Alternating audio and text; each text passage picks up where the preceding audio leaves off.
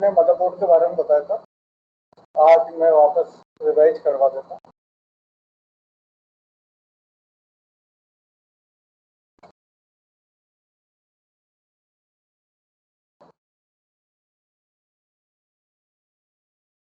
Motherboard को system board भी कहते हैं। यहाँ पर मदरबोर्ड, इसमें क्या क्या पार्ट्स लगे होते हैं, प्रोसेसर, रैम, रोम और कंप्यूटर के अदर पार्ट्स सभी इसी से कनेक्टेड होते हैं, और प्रोसेसर, रैम, रोम इनका यूज भी मदरबोर्ड पर किया जाता है। सारे सभी डिवाइस के controller, sound controller, display controller, USB controller, सभी कंट्रोलर भी आपके मदरबोर्ड पर होते हैं। आप लोगों को मैंने दिखाया था मदरबोर्ड।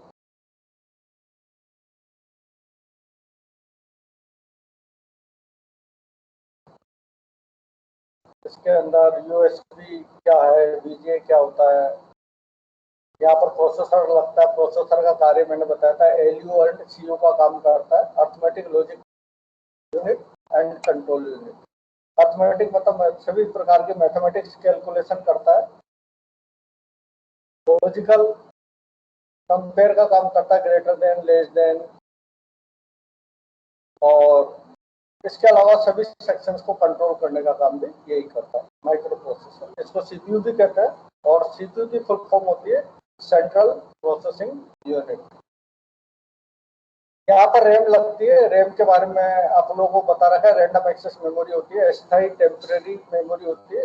इसमें जो भी टाइप करते हो वो अस्थायी रूप से डेटा टाइप होता है, और जब हम उसको सेव करते हैं तो स्थायी रूप से वो डाटा हार्ड डिस्क में चला जाता है। हार्ड डिस्क को जोड़ने के लिए यहाँ पर ये पोर्ट दिए हुए हैं, यहाँ पर आप हार्ड डिस्क कनेक्ट कर सकते हो, और यहाँ पर कुछ स्लॉट्स वगैरह भी रहते हैं, जिससे आप अगर कोई भी ऑनबोर्ड कंट्रोलर खराब हो जाता है तो उसका कार्ड लगा सकते हो। ये स्लॉट्स मैं आपको दूसरे इसको दिखा देता हूँ, इनमें मदरबोर्ड में।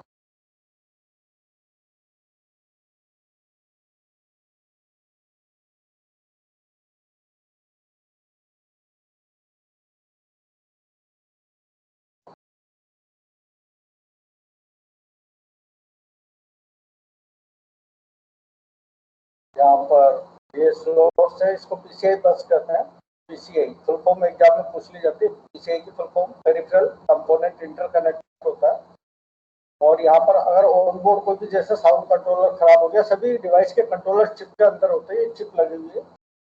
चिप का यूज फोर्थ जनरेशन में किया गया, मैंने बताया था। माइक्रो प्रोसेसर का यूज आपको अलग अलग जनरेशन बताई थी कंप्यूटर की, first generation, second generation.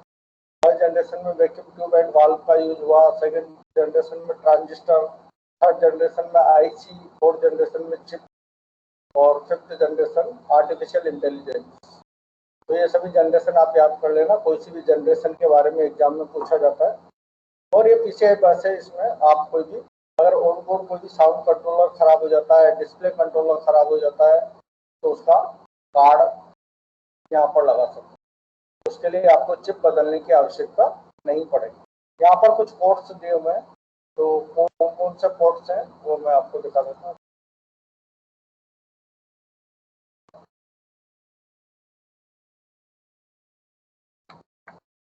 USB, USB port के बारे में मैंने आपको बताया था। यूएसबी क्या होता है?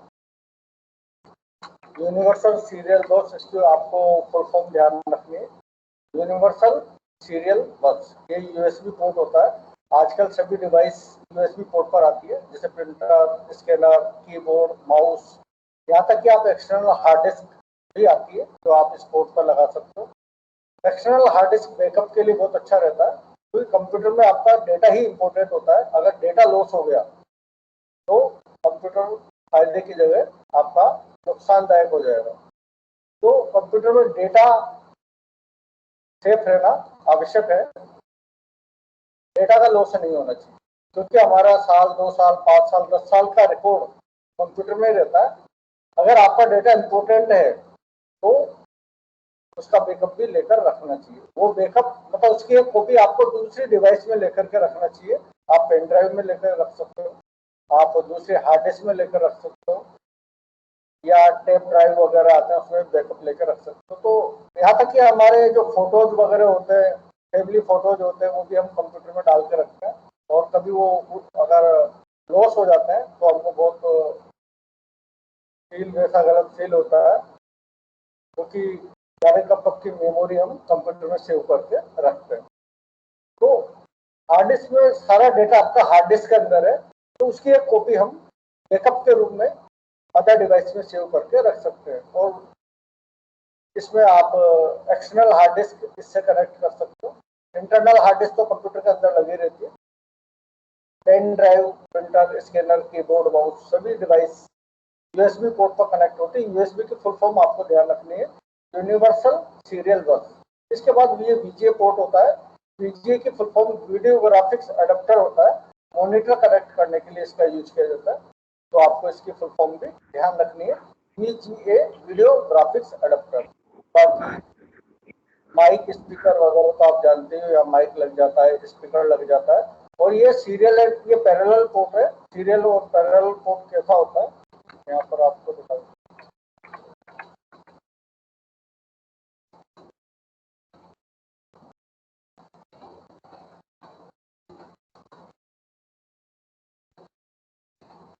पहले सभी डिवाइस सीरियल पैरेलल पोर्ट के अंदर आती थी।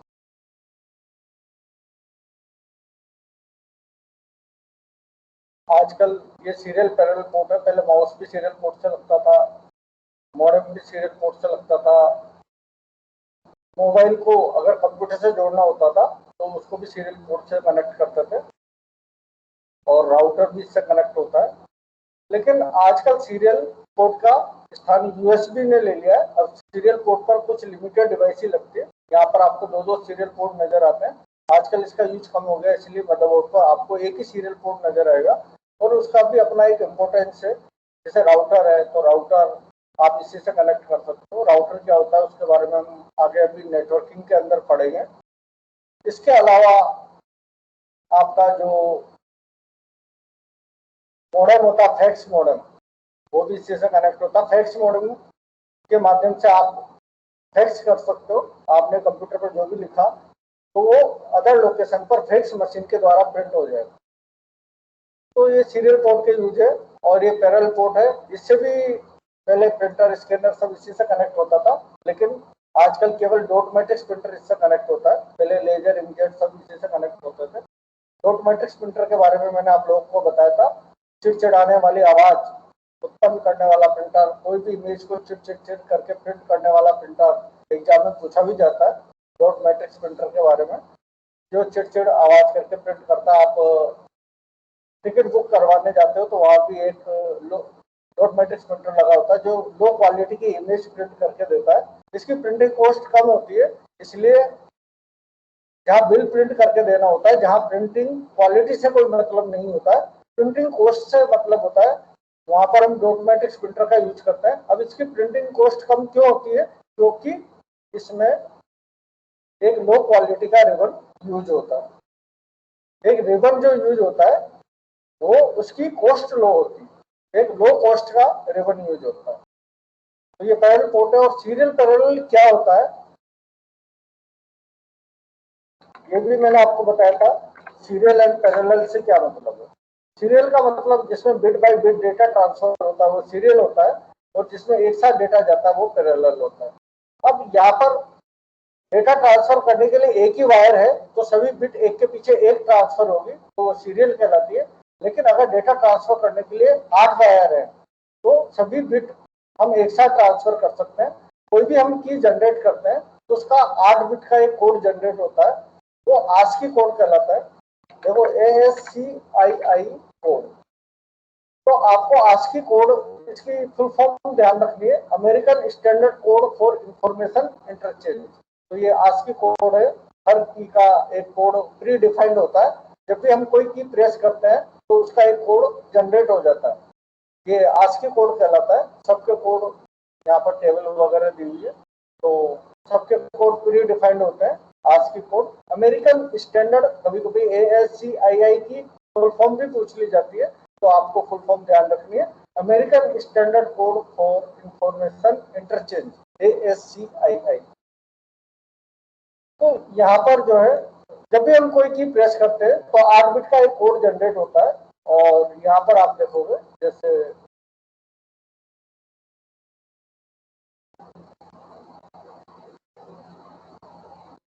बिट आप समझ लेते हो, बिट के बारे में मैंने आपको कई बार बता रखा है। 0101 को बिट कहते हैं। मान लो आपने कोई भी की प्रेस करी और मान लो 8 बिट का एक कोड जनरेट होगा, और अब ये जो 8 बिट का कोड जनरेट होगा वो वायर के द्वारा किस तरह से ट्रांसफर होगा।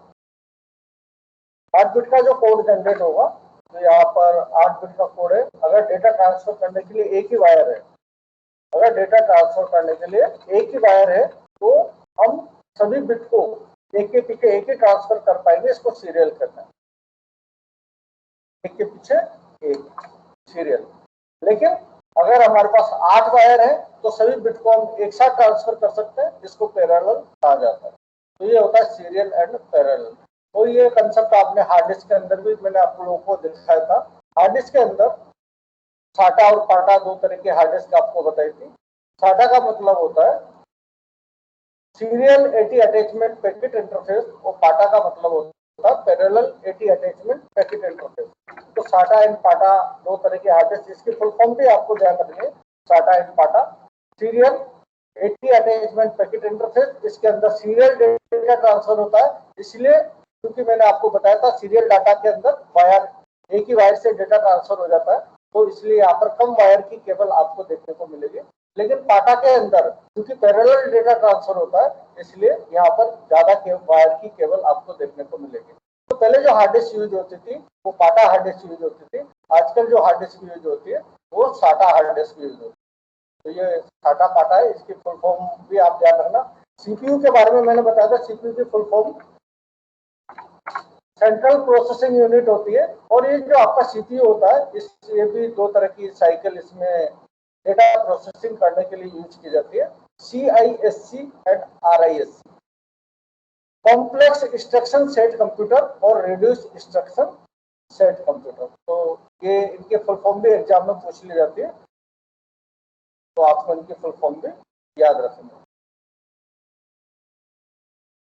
रिड्यूस इंस्ट्रक्शंस मतलब इसमें इंस्ट्रक्शंस को रिड्यूस कर दिया गया है, instructions of same set with few format के अंदर ही तो इंस्ट्रक्शंस। लेकिन यहाँ पर कॉम्प्लेक्स को भी इंस्ट्रक्शंस को कॉम्प्लेक्स तरीके से यूज किया गया है, यहाँ पर इंस्ट्रक्शंस को रिड्यूस तरीके से यूज किया गया है। तो आपको केवल इनकी फुल फॉर्म यूज करनी है। सीपीयू के अंदर दो तरह के डेटा प्रोसेसिंग करने के लिए साइकिल का यूज किया जाता है। सीपीयू दो तरह के साइकिल पर काम करता है, CISC and RISC, complex instruction set computer and reduce instruction set computer. इसके बाद मदरबोर्ड में और क्या लगा होता है, ये पोर्ट, सीरियल, पैरेलल, ये सब चीजें मैंने आपको बता दी हैं। PCI बस क्या होती है ये भी आपको बता दिया है।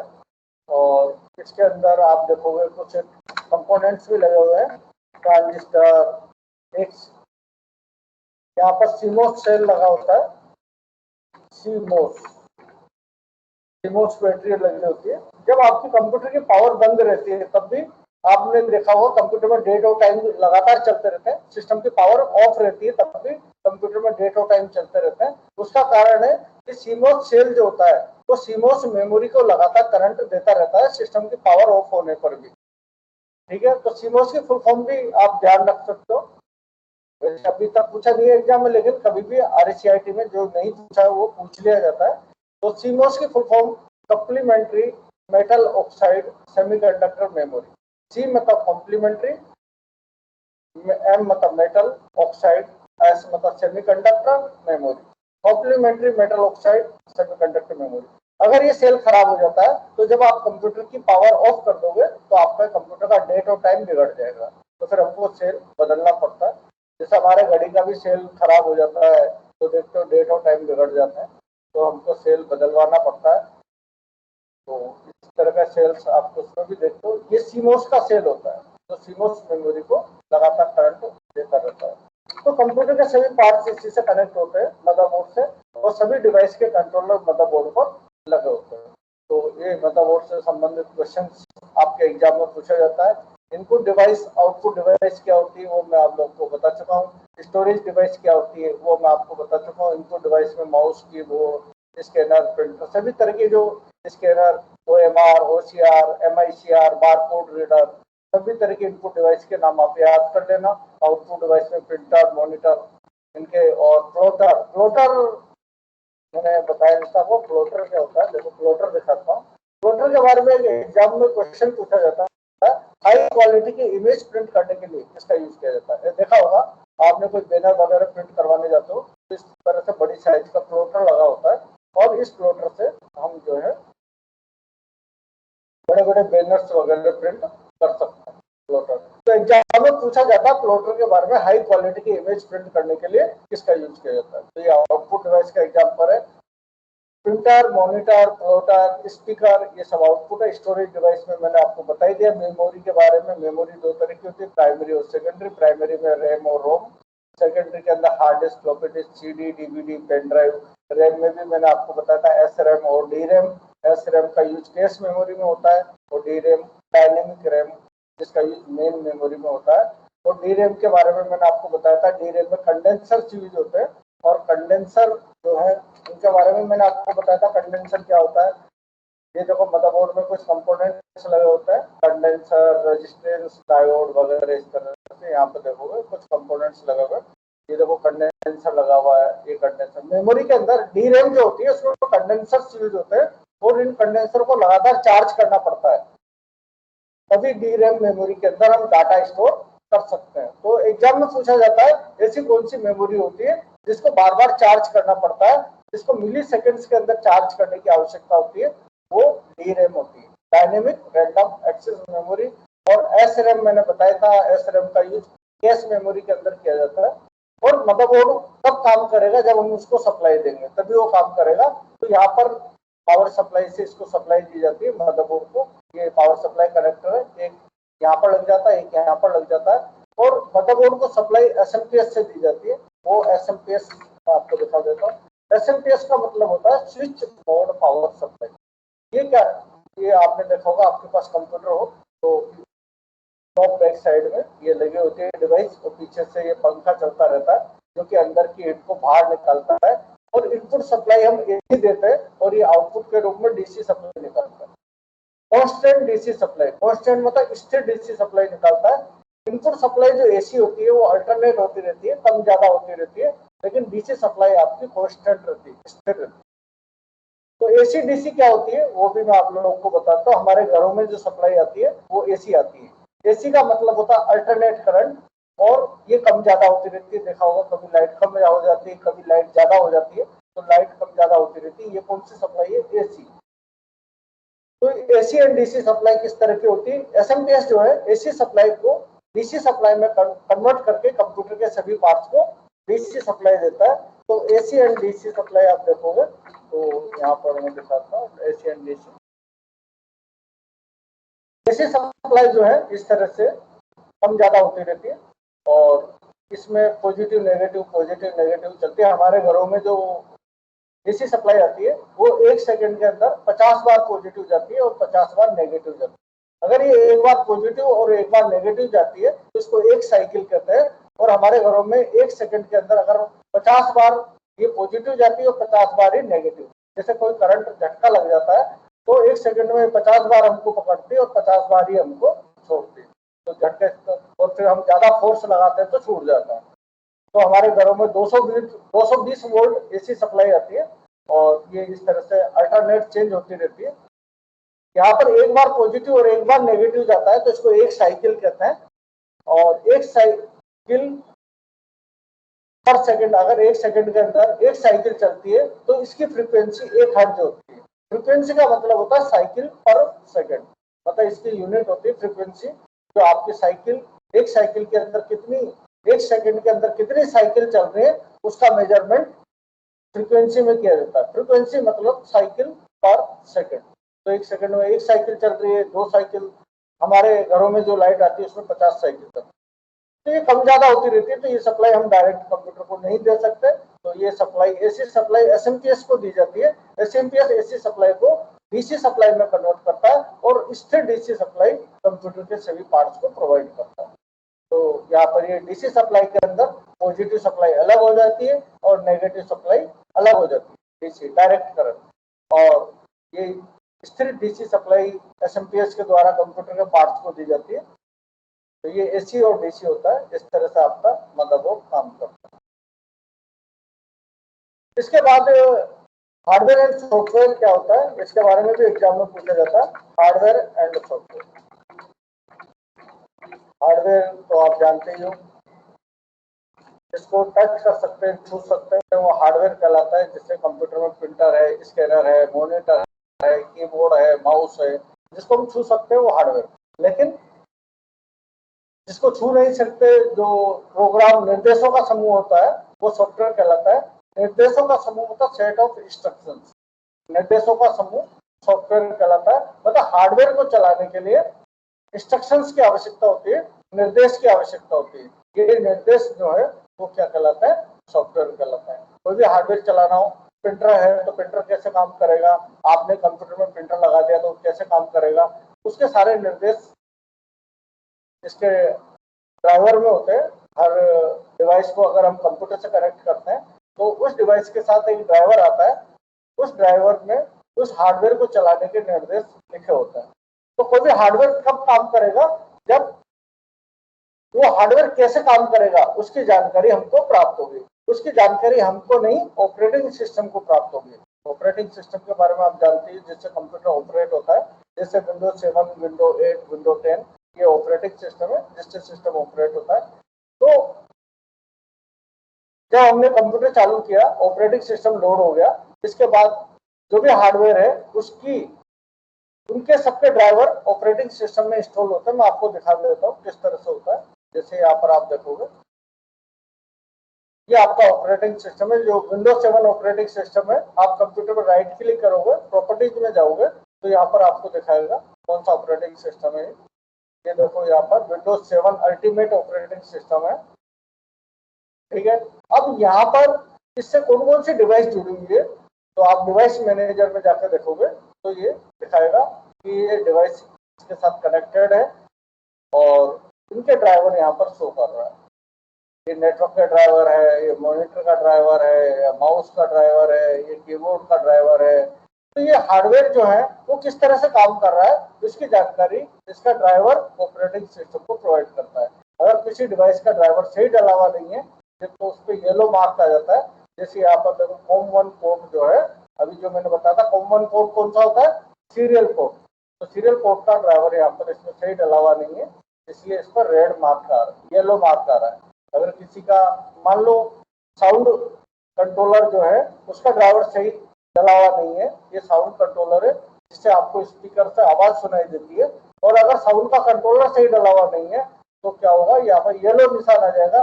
तो येलो निशान आ गया तो फिर आपको स्पीकर से आवाज सुनाई नहीं देगी। तो सभी हार्डवेयर के ड्राइवर सही डले हुए होने चाहिए। तो ड्राइवर किसी भी डिवाइस को ऑपरेट करने के लिए उसका ड्राइवर जो होता है, वो ड्राइवर क्या है, सॉफ्टवेयर है। सॉफ्टवेयर मतलब सेट ऑफ इंस्ट्रक्शंस, निर्देशों का समूह सॉफ्टवेयर कहलाता है। तो ये है हार्डवेयर एंड सॉफ्टवेयर। और सॉफ्टवेयर भी अलग अलग टाइप के होते हैं, जैसे आप देखोगे टाइप्स ऑफ सॉफ्टवेयर।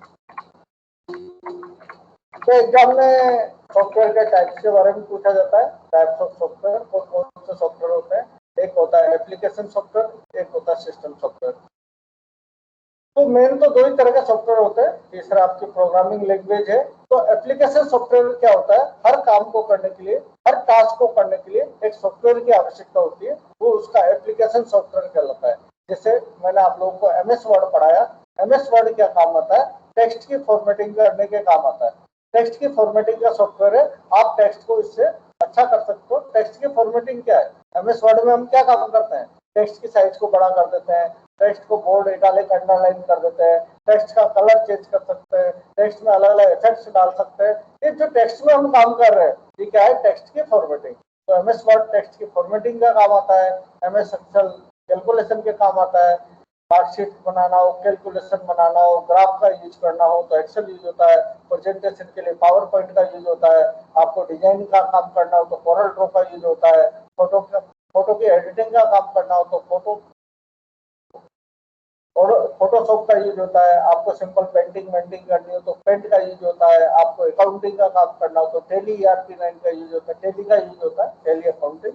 और हर काम को करने के लिए एक सॉफ्टवेयर बनाया गया है। ये सभी सॉफ्टवेयर जो है एप्लीकेशन सॉफ्टवेयर कहलाते हैं। तो एग्जाम में पूछ लिया जाता है इसमें से कौन सा एप्लीकेशन सॉफ्टवेयर है और कौन सा नहीं है। अगर आपको एप्लीकेशन सॉफ्टवेयर के नाम पता है तो आप ये आसानी से सेलेक्ट कर सकते हो कि ये एप्लीकेशन सॉफ्टवेयर है और ये नहीं है। तो ये आपका एप्लीकेशन। इसके बाद सिस्टम सॉफ्टवेयर है। सिस्टम सॉफ्टवेयर में कौन कौन से सॉफ्टवेयर आते हैं, तो इसके अंदर इसका सबसे बड़ा एग्जाम्पल है ऑपरेटिंग सिस्टम। ऑपरेटिंग सिस्टम से संबंधित क्वेश्चन एग्जाम में बहुत कुछ पूछे जाते हैं और ऑपरेटिंग सिस्टम जो है वो किसका एग्जाम्पल है, सिस्टम सॉफ्टवेयर का। तो ऑपरेटिंग सिस्टम क्या होता है, कितने तरह के ऑपरेटिंग सिस्टम होते हैं, ऑपरेटिंग सिस्टम क्या काम करता है, ये इससे संबंधित बहुत सारी चीजें एग्जाम में पूछी जाती है। जैसे सबसे पहले जो ऑपरेटिंग सिस्टम आया था वो डोस था। डोस का मतलब है डिस्क ऑपरेटिंग सिस्टम। इस तरह का ऑपरेटिंग सिस्टम था जिसमें कंप्यूटर जब डोस से स्टार्ट होता था तो इस तरह का एक CUI इंटरफेस आपको नजर आता था। CUI मतलब character user interface, CUI interface डोस।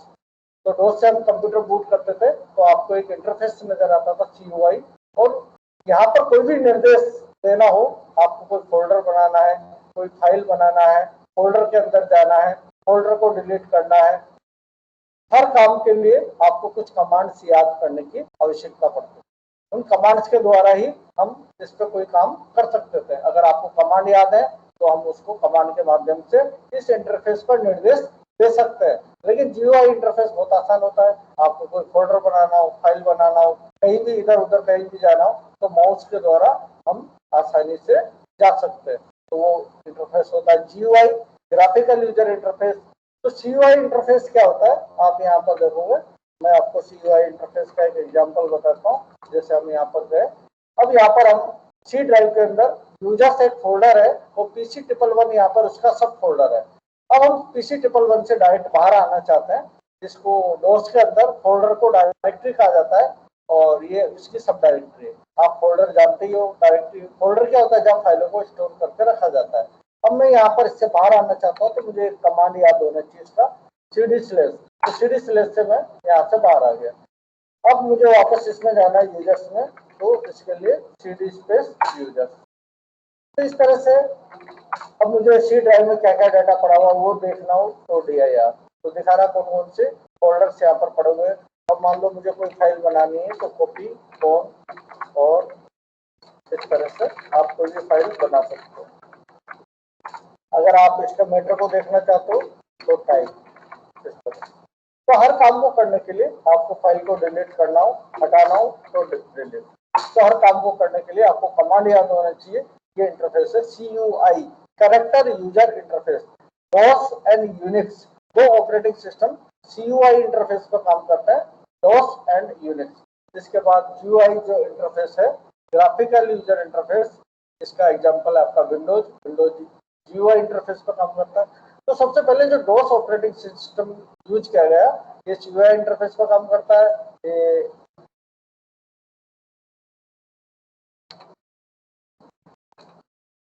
सिंगल टास्किंग ऑपरेटिंग सिस्टम है। सिंगल टास्किंग, एक होता है सिंगल टास्किंग ऑपरेटिंग सिस्टम, एक होता है मल्टीटास्किंग ऑपरेटिंग सिस्टम। टास्क का मतलब होता है कार्य, इसमें एक समय पर एक ही प्रोग्राम चला सकता है, इसलिए इसको सिंगल टास्किंग ऑपरेटिंग सिस्टम भी कहा जाता है। मल्टीटास्किंग मतलब बहुत सारे प्रोग्राम आप एक साथ चला सकते हो। जैसे विंडोज में आपने वर्ड भी खोल लिया, एक्सेल भी खोल लिया, पावर पॉइंट भी खोल लिया, बहुत सारे मल्टीपल प्रोग्राम एक साथ खोल लिए, तो मल्टीपल प्रोग्राम एक साथ चला सकते हो। तो मल्टीटास्किंग ऑपरेटिंग सिस्टम, अगर एक बार में एक ही प्रोग्राम चला सकते हो तो वो सिंगल टास्किंग ऑपरेटिंग सिस्टम। एक समय पर कई यूजर ऑपरेटिंग सिस्टम का यूज कर सकते हैं, वो मल्टी यूजर ऑपरेटिंग सिस्टम। जैसे लाइनेक्स, यूनिक्स, ये भी ऑपरेटिंग सिस्टम के नाम है, लाइनेक्स और यूनिक्स, जिसमें एक साथ कई यूजर काम कर सकते हैं। तो मल्टी यूजर ऑपरेटिंग सिस्टम जिसमें एक समय पर एक ही यूजर काम कर सकता है, एक ही समय पर एक ही यूजर विंडोज का यूज कर सकता है। जैसे ये यूजर है, देखो जो भी हम जब कंप्यूटर चालू करते हैं तो यूजर नेम पासवर्ड डालते हैं, तो एक समय पर एक ही यूजर ऑपरेटिंग सिस्टम का यूज करता है, वो सिंगल यूजर ऑपरेटिंग सिस्टम। तो सिंगल यूजर ऑपरेटिंग सिस्टम कौन सा है, Windows. Multi user operating system कौन सा है, Linux, Unix. Single tasking operating system कौन सा है, डोस। मल्टीटास्किंग ऑपरेटिंग सिस्टम कौन सा है, विंडोज। इसके बाद ये सब चीजें एग्जाम में पूछी जाती है और एग्जाम्पल पूछा जाता है कौन कौन से ऑपरेटिंग सिस्टम है। दो से एक, इसके बाद आपका विंडोज 95 ऑपरेटिंग सिस्टम आ गया था,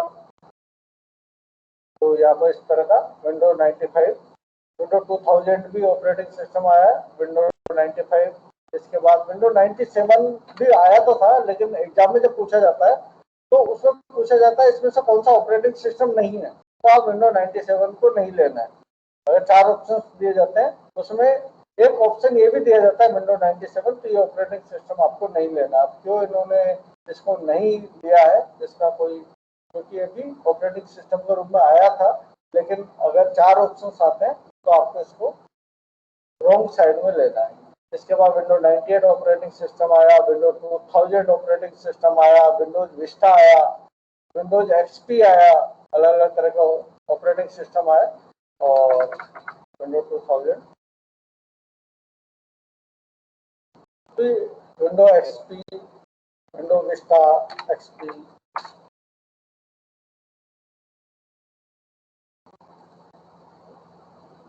विंडोज विस्टा, विंडोज 7, विंडो 8, आजकल चलते हैं विंडो 7, विंडो 8, विंडो 10, लेटेस्ट आपका ऑपरेटिंग सिस्टम है विंडो 10। इसके बारे में हम और कल बात करेंगे। आज जो आप लोगों को बताया, मेरे ख्याल से आप लोगों को कुछ समझ में आया होगा। आया कुछ समझ में आप लोगों को?